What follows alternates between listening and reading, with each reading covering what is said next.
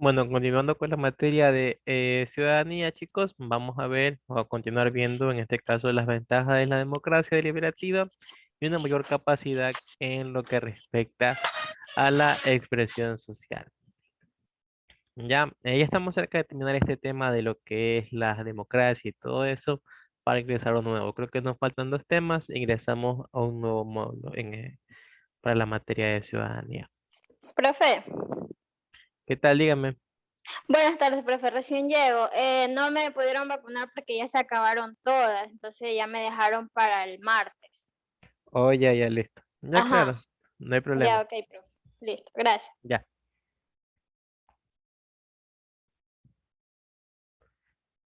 Bueno, como les decía, vamos a comenzar con la materia, bueno, a terminar con la materia de ciudadanía.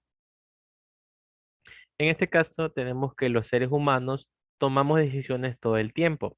Esta es una de las actividades que nos hace sentir libres e independientes. Somos portadores de una condición fundamental, lo que es el libre albedrío, lo que significa que las personas podemos elegir y tomar nuestras propias decisiones, pero asumiendo la responsabilidad que ello implica. Y con esto es lo que nosotros hemos venido hablando a lo largo de esta unidad con respecto a las decisiones. En este caso, obviamente, al estar hablando de ciudadanía, y estar ligando siempre estos temas con la Constitución, con el gobierno, estamos hablando acerca de las decisiones que toma un gobernante, que toma un político. Y esto tiene que hacerse responsable por las consecuencias o por los resultados que esto pueda conllevar en un futuro. Obviamente, cada humano es libre de pensar, no por eso es que dice que tenemos lo que es el libre albedrío. Cada uno es libre de pensar, cada uno es libre de actuar, pero con ello se viene lo que es el respeto hacia la otra persona. Es decir, nuestros derechos terminan cuando comienza el espacio de otras. No imponer por imponer, sino saber qué proponer. Y bueno, con esto de las decisiones está más que claro que no porque esta persona tenga más o tenga menos poder, va a venir a tomar decisiones sin consultarle a un grupo de personas. ¿Verdad? Y ahora, la deliberación, lo que tanto hemos venido hablando, es una acción intrínseca, intrínsecamente vinculada con lo que es el ejercicio del derecho a la libertad, del pensamiento y la opinión. Para asumirla, las personas deben construir lo que es un pensamiento propio que puedan expresar y defender. Estos pensamientos están atravesados por los llamados juicios morales. ¿Qué son estos juicios morales? Es un acto mental para diferenciar lo correcto de lo incorrecto, lo bueno y lo mal. Obviamente, como su palabra lo dice, su frase es un juicio moral. También acerca de lo que son las concepciones ideológicas, políticas, religiosas y todo ello forma parte de la subjetividad humana. Cuando hablamos de subjetividad, nosotros nos estamos haciendo referencia al ámbito del ser humano donde forman ideas y también se forma lo que es el pensamiento.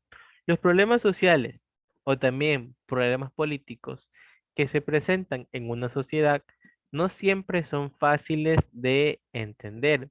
Requieren de cierta capacidad de análisis, de reflexión y de lo que es el discernimiento. De ahí que la población, para formar sus criterios y pensamientos, reconozca como autoridades a personas como un sacerdote, una monja, un docente, un líder o dirigente político que le dicen qué hacer, asumiendo el rol de autoridad moral o una autoridad ideológica que guía el pensamiento colectivo y también que el resto asume.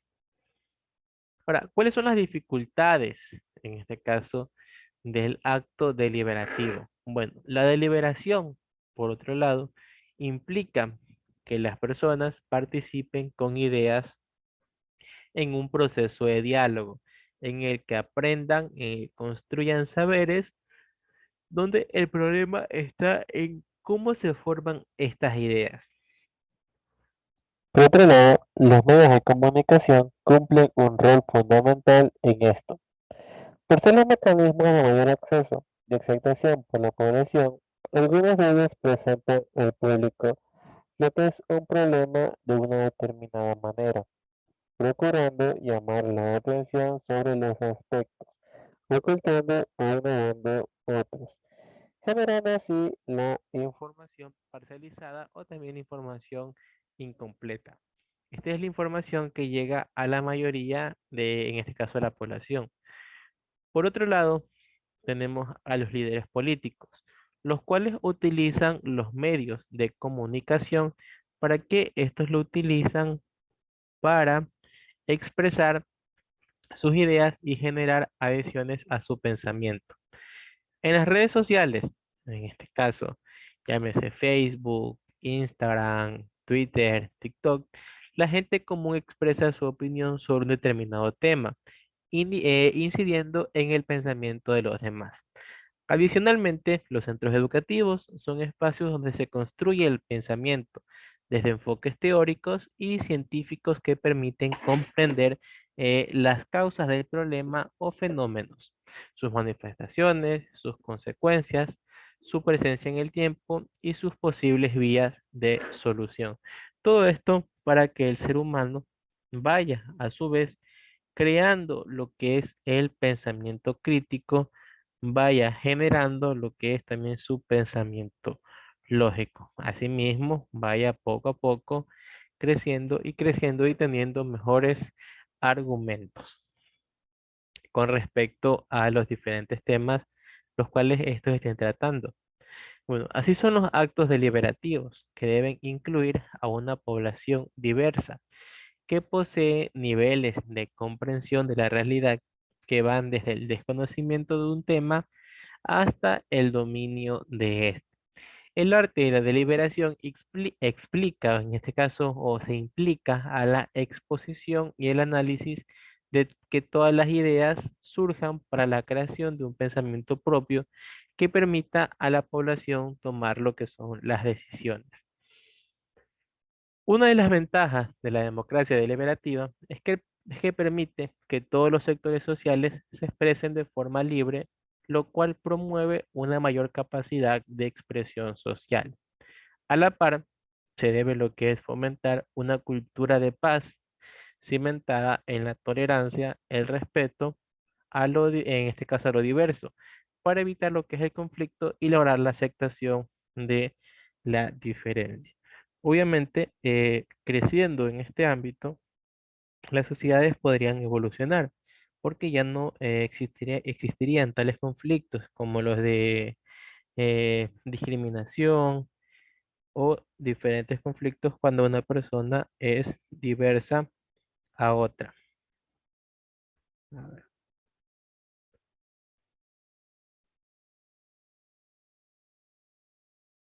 un momento.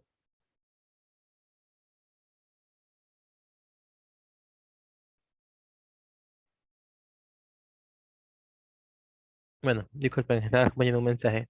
Bueno, también tenemos lo que es con respecto a las limitaciones de la democracia deliberativa, a la falta de la información al público.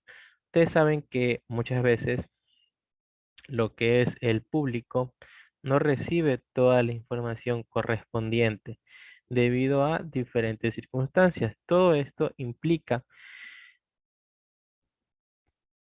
en que las personas no saben o no tienen conocimiento acerca de lo que verdaderamente está ocurriendo en el país o en su lugar.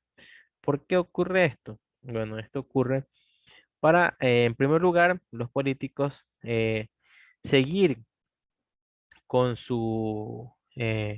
con sus robos en la mayoría de los casos, pero con ello también trae lo que es la desestabilización del pueblo.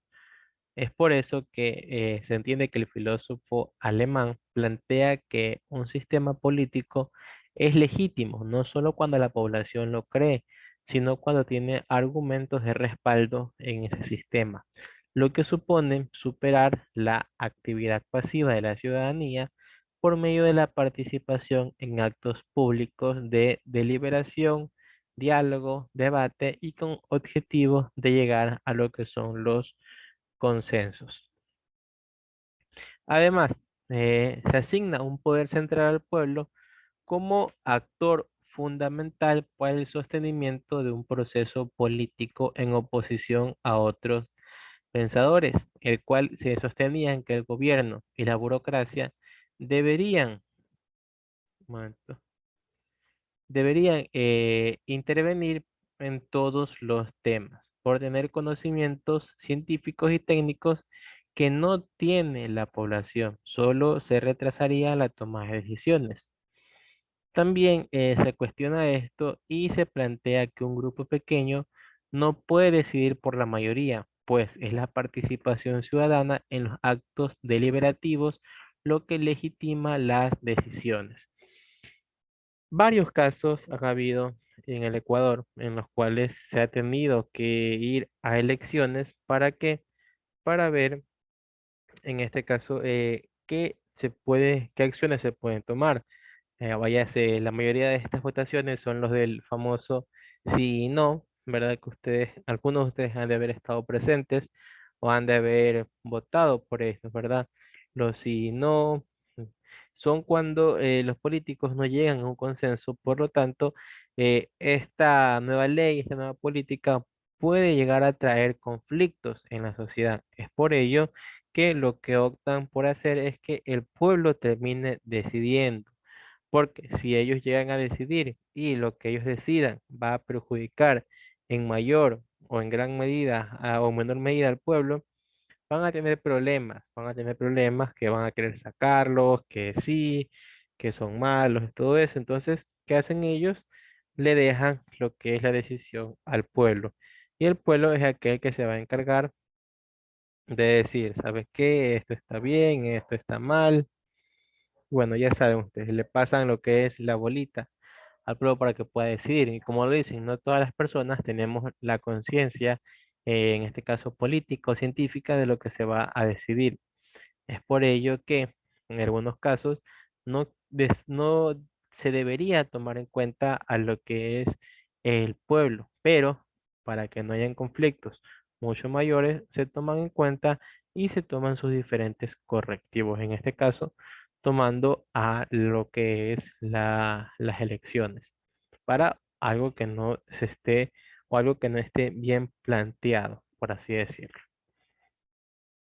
La ventaja en este caso es que se aporta a la democracia directa expresada por el voto, porque promueve la libre y racional discusión de la comunidad en asuntos públicos, es decir, favorece a la expresión social. Entonces, se habla de una democracia de deliberación y de toma de decisiones donde, en este caso, eh, cuando hablamos de una pequeña toma de decisiones, se tiene que tomar en cuenta mucho lo que es la expresión social, es decir, para favorecer a diferentes públicos, tomamos en cuenta la expresión social. Y se habla de una democracia de deliberación donde privilegian a la argumentación, el intercambio de la información, la crítica y las propuestas de los y las participantes que se encuentren dentro de este nuevo cambio para la toma de deliberaciones, ¿verdad? Ahora, también nosotros estamos hablando acerca de las sociedades.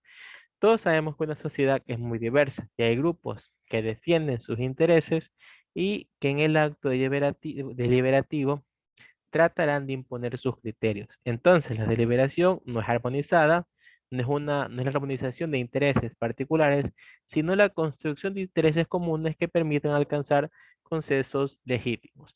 ¿Verdad? Ustedes también, como hemos venido mencionando, las personas adquieren o tienen diferentes formas de pensar, diferentes formas de actuar. Pero por ello, no por ello es que se van a tomar o se les va a dejar de tomar en cuenta, sino que dentro de estos actos deliberativos, dentro de estos actos, lo que se busca en realidad, o lo que se plantea en realidad, es que se plantea que lo que se quiera buscar siempre tenga criterios beneficiosos para... No se le escucha, profe. ¿Ahí me escuchan? Sí, ¿Aló? ahí sí, se escuchaba bajito. Ah, ya, bueno, como les decía, que no todos somos iguales y cada uno va a tener diferentes puntos de vista, diferentes opiniones con respecto a algún tema en específico.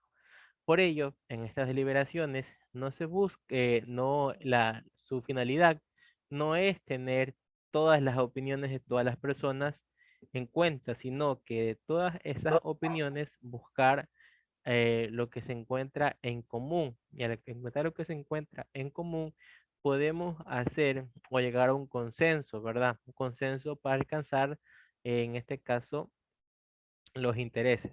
Ahora, el objetivo de la deliberación es lograr una participación amplia, permanente, diversa y también institucionalizada para todos los sectores sociales que expresen sus necesidades o también que expresen lo que son sus intereses.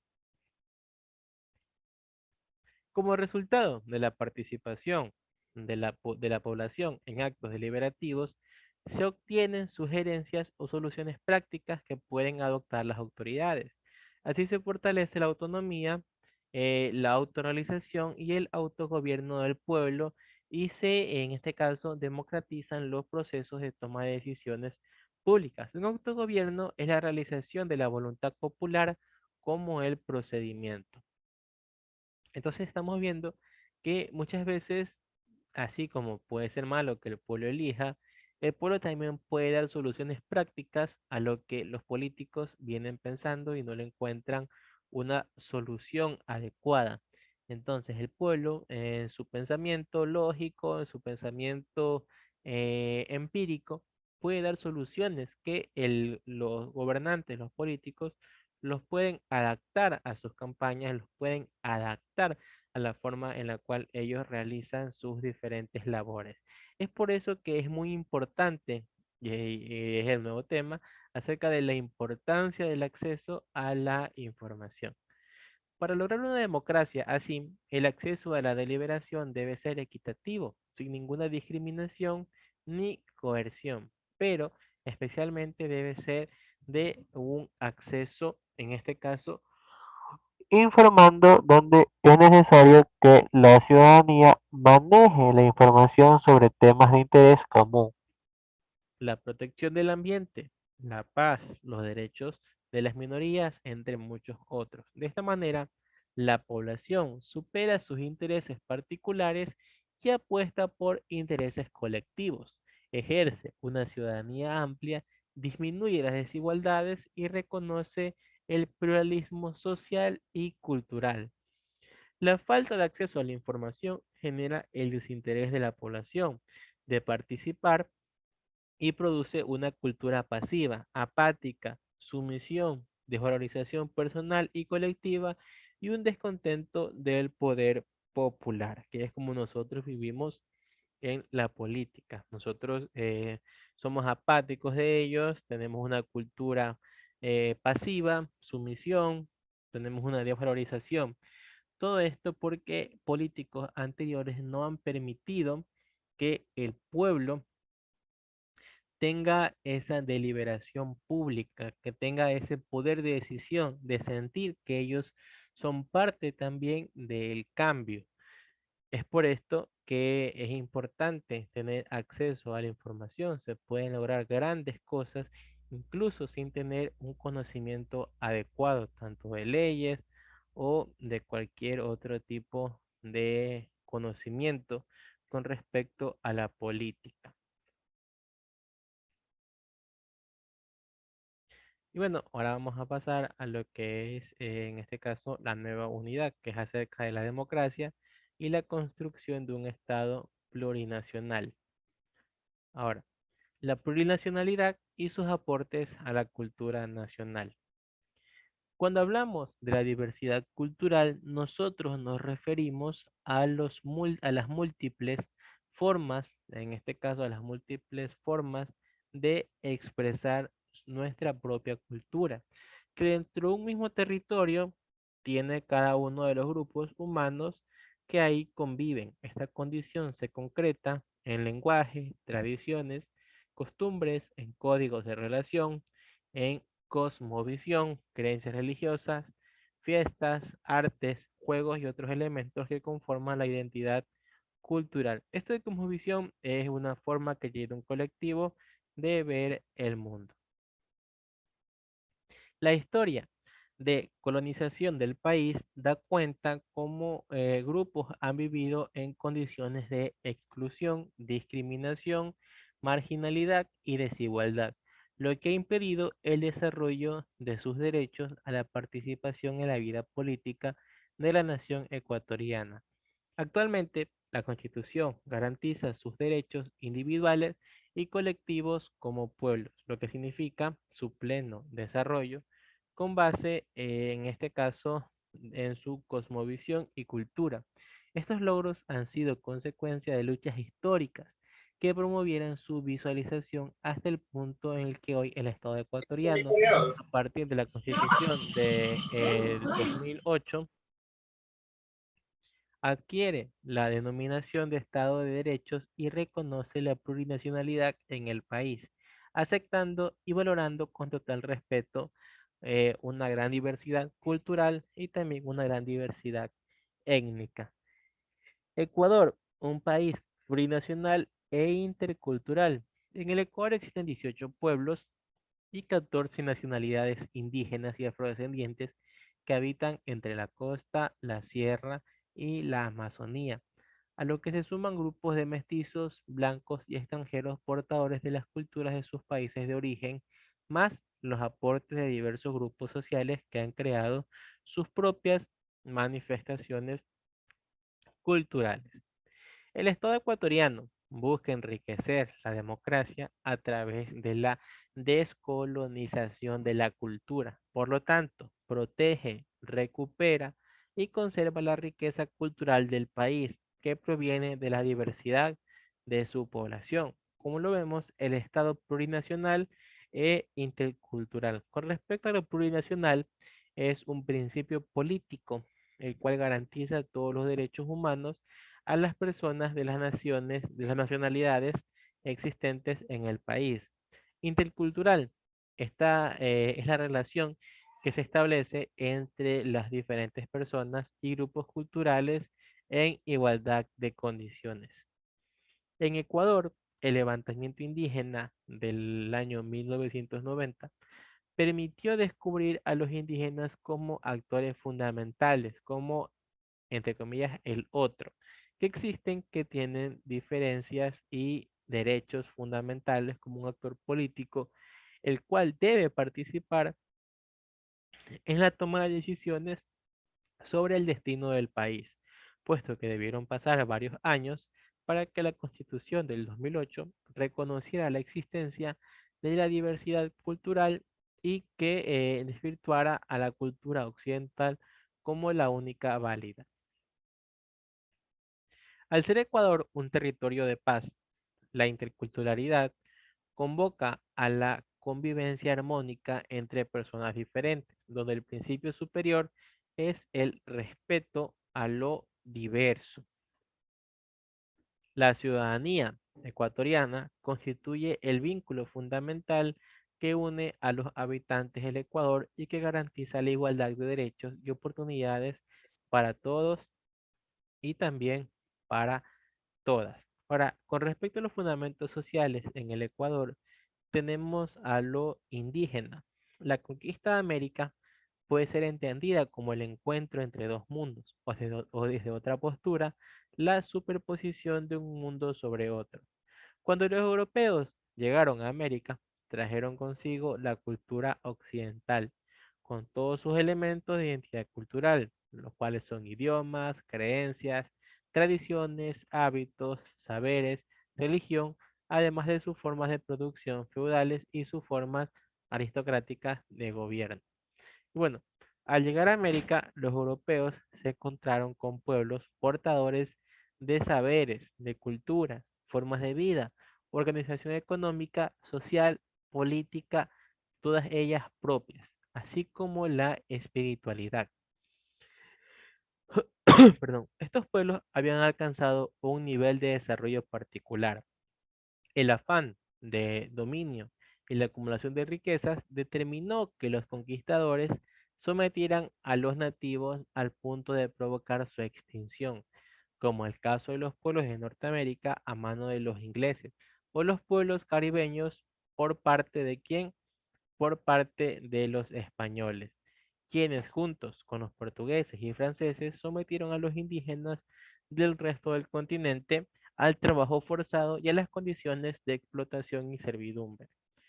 Este pasado, en este caso, oprobioso, sumado al aparecimiento de enfermedades desconocidas por la población, produjo un etnocidio. ¿Qué es esta cosa? ¿Qué es esto de etnocidio? Es una aniquilación completa de pueblos o naciones.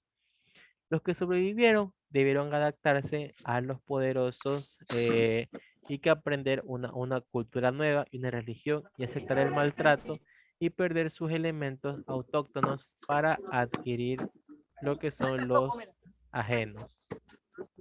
A ver,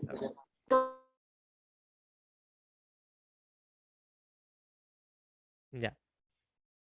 En la sierra del Ecuador, la conquista implicó lo que es el despojo de los territorios ocupados ancestralmente por los pueblos indígenas para establecer extensas haciendas en las que los españoles sometieron a la población originaria para la producción agrícola, la ganadería, los tejidos, la extracción de metales preciosos, el trabajo doméstico y la limpieza de los pueblos y también con respecto a las ciudades.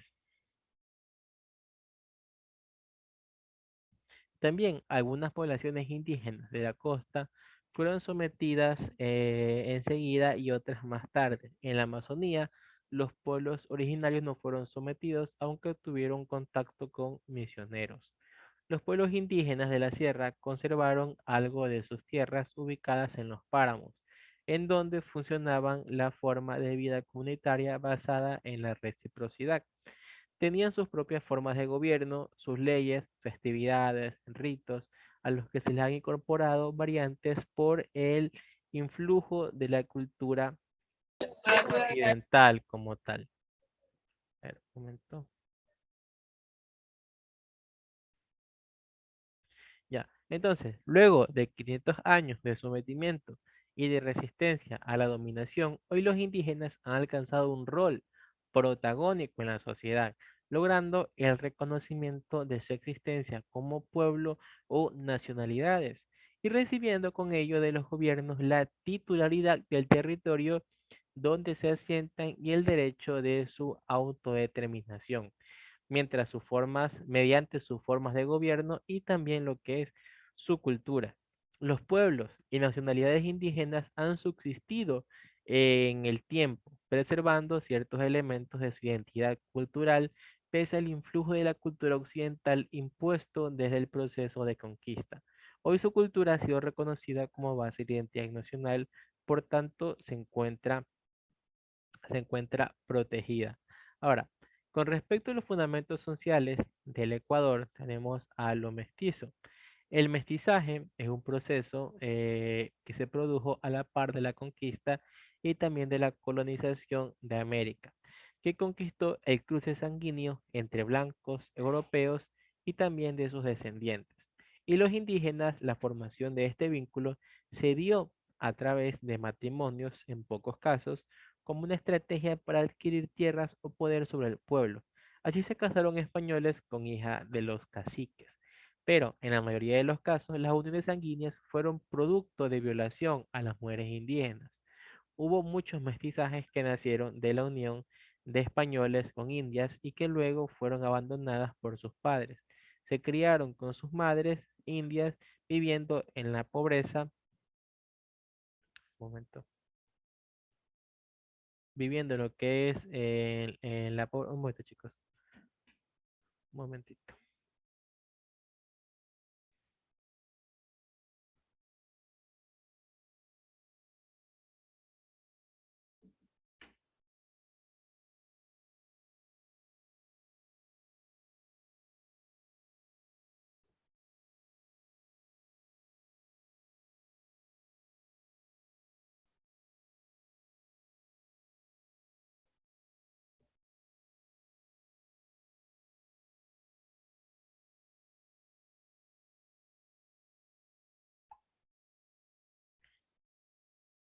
Ya, bueno, como les decía, fueron a vivir con sus padres, con sus madres, perdón.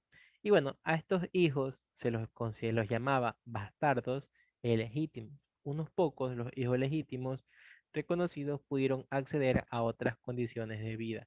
Las mujeres españolas no participaron en este mestizaje. Ellas no se juntaron con indios o negros porque lo consideraban una vergüenza o una deshonra. En la colonia, únicamente los españoles o los criollos tenían derechos, podían educarse y participar en la política. Para ello era necesario tener un apellido español y vestirse como tal, es decir, parecer antes que ser, cumplir con las formalidades que posibilitaban adquirir un derecho o privilegio, donde los mestizos, al ser fuertemente rechazados en la sociedad colonial, procuraron negar sus orígenes indios o negros y parecerse lo más posible a los españoles, asumiendo posturas de superioridad sobre los otros grupos. Con respecto al mestizaje cultural, el mestizaje, además de ser un proceso sanguíneo, es un fenómeno cultural que se encuentra en elementos culturales autóctonos con los occidentales, dando lugar a una nueva realidad cultural y a un nuevo grupo étnico conocido como los mestizos. Los mestizos durante la colonia se dedicaron a actividades artesanales, artísticos y otros pocos a los intelectuales. Así buscaban diferenciarse de los indios que hacían trabajos más humildes. Con el crecimiento del Estado, los mestizos lograron acceder al poder político mucho más con la Revolución Liberal, que reconoció a la ciudadanía para todos los hombres, mujeres, indios, negros, cholos, mulatos, mestizos y blancos, lo que posibilitó el ascenso social, económico y político de algunos, y así adquirieron derechos de la ciudadanía y a elegir y ser elegido y educarse al trabajo y empleo público, entre otros. De esta manera se construyó la identidad cultural mestiza que se expresa en los hábitos, costumbres, vestimentas, gustos, afinidades, cosmovisiones, lenguaje, tradiciones, ritos, fiestas, espiritualidad en cada uno de los ámbitos que se puede evidenciar los aportes culturales de diversos orígenes. Y bueno chicos, ya llegamos, terminamos la clase para el día de hoy. Déjenme terminar la grabación para tomar la lista un momentito.